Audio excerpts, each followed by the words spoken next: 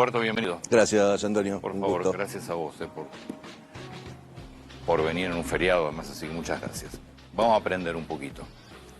Me cae muy bien Belgrano. Sí, no, es indiscutible, ¿verdad? Sí, me cae muy Creo bien. que es el de nuestros padres fundadores el que menos controversial. Creo que es claro, pero menos que San Martín incluso, ¿eh? Sí, no. Todos los próceres o los grandes hombres tienen sus detractores, sus misterios, le buscan la vuelta, pero creo que Belgrano es... Belgrano es intocable. Sí, indiscutible, intocable. ¿Quién era Belgrano? Muchas facetas de Belgrano, pero básicamente un hombre ilustrado, un hombre que se formó, que estudió y que puso al servicio de la sociedad y de la ciudadanía todo su saber, y cuando tuvo que poner el físico, también lo hizo siendo un militar al principio improvisado y después ir aprendiendo sobre la marcha, ¿no? Pasó de ser un teórico a ser un práctico. No era un militar No de carrera. No tenía estudios militares. Era abogado. Exactamente, era abogado, no doctor. No doctor, no era abogado. No sea doctorado. Y era un hombre de letras, un hombre que había leído en España los libros prohibidos autorizados por el Papa y que había vivido in situ, estando en España en 1789, al lado de la Revolución Francesa. O sea, conoció de primera mano todas esas ideas, ¿no? Un hombre de familia adinerada que después se puso al servicio de la patria. Muere muy lejos de ser adinerado. Exactamente, muere con grandes acreencias que el gobierno le debía plata de los sueldos y haberse desprendido también de parte de su sueldo, de haber donado su sueldo y los premios para la dotación de escuelas.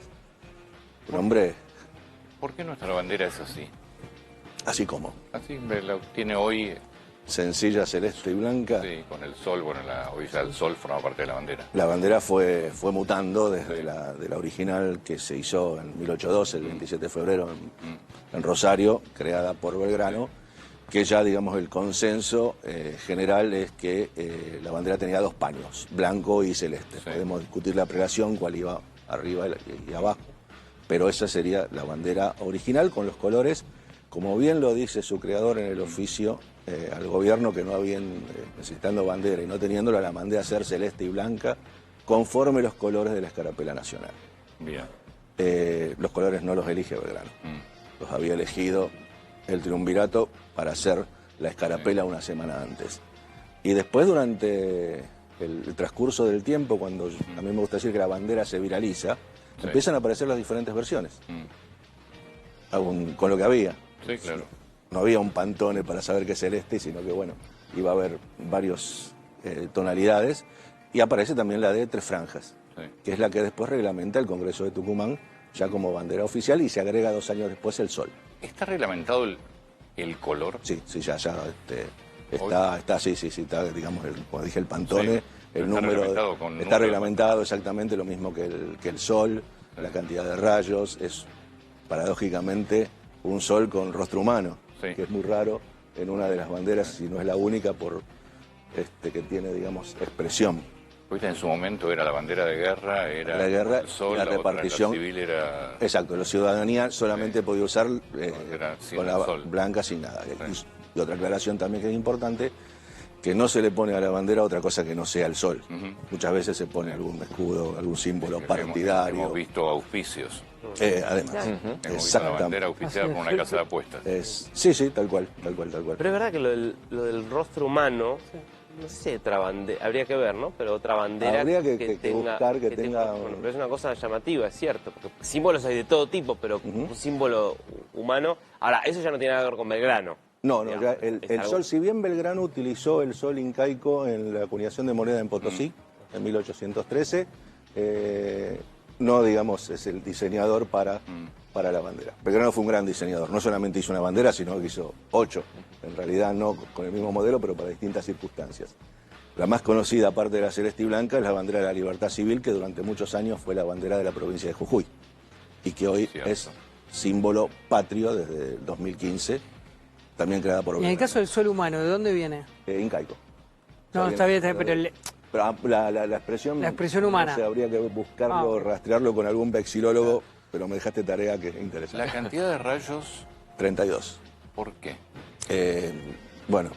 Hay alguna explicación vexilológica al respecto, son 16 para un lado, 16 para el otro, pero algunos dicen que es el sol de Incaico, otros que hablan del sol de Mayo, pero creo que en algunos lugares se pierde, digamos, precisamente el diseño. Para Belgrano era importante, ¿no? Todo el tema incaico, porque de hecho él hasta lo planteó como para pensar algún tipo de forma de gobierno esto. Exactamente, durante 1816 él plantea en el Congreso de Tucumán una monarquía incaica. Uno dice, estos hombres que eran revolucionarios eran monárquicos, pero era la forma de gobierno que era de ese momento. La única república era la de Estados Unidos. Y en pleno 1816 estaba volviendo en Europa el absolutismo, o sea, lo que era la Santa Alianza, volver a tener todos los reyes un poder absoluto, y bueno, una forma de cubrirse era formar parte con un gobierno de monarquía. El martes, no digo el lunes, porque el lunes fue el feriado corrido, pero el martes es el día de Güemes. Decime, ¿cuál era la relación entre San Martín, Güemes y Belgrano? Muy interesante, porque vos sabés que a mí me gusta notar que los estudiamos a los tres por separados. Sí. Y en realidad los tres actuaron en conjunto. Estaban permanentemente comunicados, sobre todo Belgrano y Güemes por una cuestión de cercanía, porque Belgrano tenía después de 1816 la comandancia del ejército en Tucumán y obviamente don Martín poniéndole el pecho a las balas en la frontera norte, defendiendo esas fronteras de muchísimas invasiones realistas, ¿no? Claro, es que en realidad es uno de los grandes protagonistas de la independencia argentina, porque fue el que ponía la peor parte. Exactamente, uno de los pilares de la independencia, junto con Belgrano, San Martín y hasta Porredón también. Correcto, era el que puso él y sus hombres, obviamente.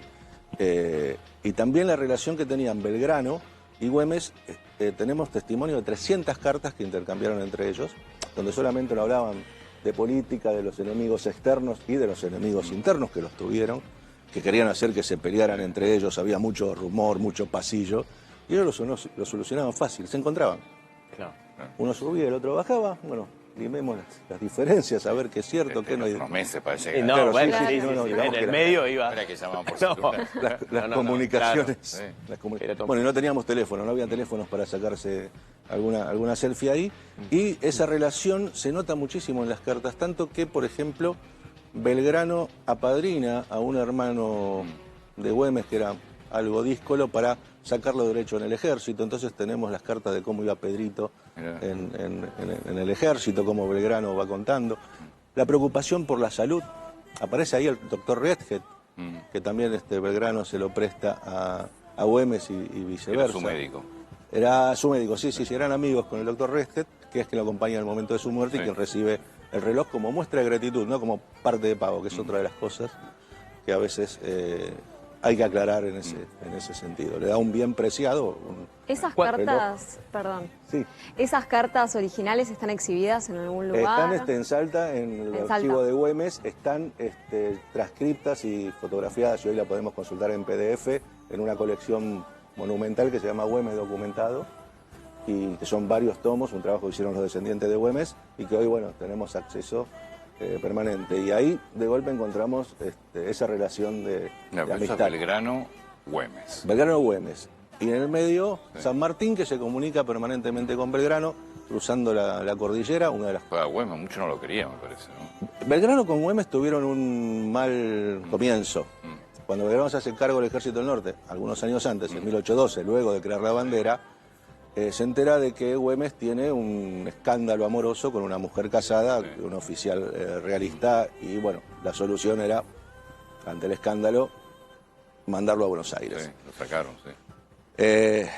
Güemes ya tenía, digamos, una instrucción militar, formaba parte del regimiento fijo, venía de una familia también importante en Salta, toma relación con San Martín, y cuando San Martín va a reemplazar a Belgrano se dice que también va acompañando a Güemes, y ahí es posible que San Martín lime las asperezas entre ambos en ese periodo que coincidieron 40 días estos tres grandes hombres, que es el lugar que yo siempre digo, perdóname el paréntesis, es el lugar donde me gustaría viajar a través del tiempo y estar en Tucumán en 1814, viendo cómo los tres están juntos, o sea, ese tipo de reunión cumbre, ¿no? 40 días. Más el General Paz, más la Madrid, más otros hombres de acción.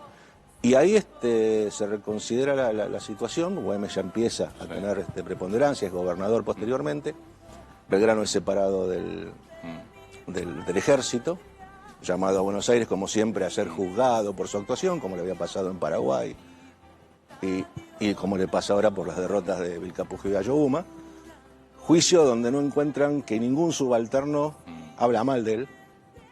Aparte de derrotas que eran imposibles evitar.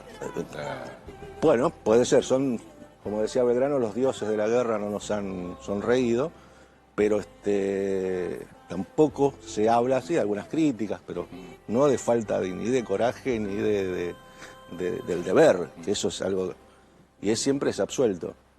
Y ahí, lamentablemente, cuando baja a Buenos Aires se frustra uno de los proyectos que tenían San Martín y Belgrano, que era de que Belgrano pase a Mendoza, junto con San Martín. Porque paradójicamente los dos piden licencia por cuestiones de salud en 1814. San Martín va a Córdoba y pide al director supremo la gobernación de Cuyo, y Belgrano hace lo propio pidiendo licencia para establecerse por cuestiones de salud en Córdoba o Mendoza. Algo tenían. Algo tenían preparado. Y realmente, bueno, se trunca porque a Belgrano lo designan diplomático a Europa junto con Bernardino Rivadavia.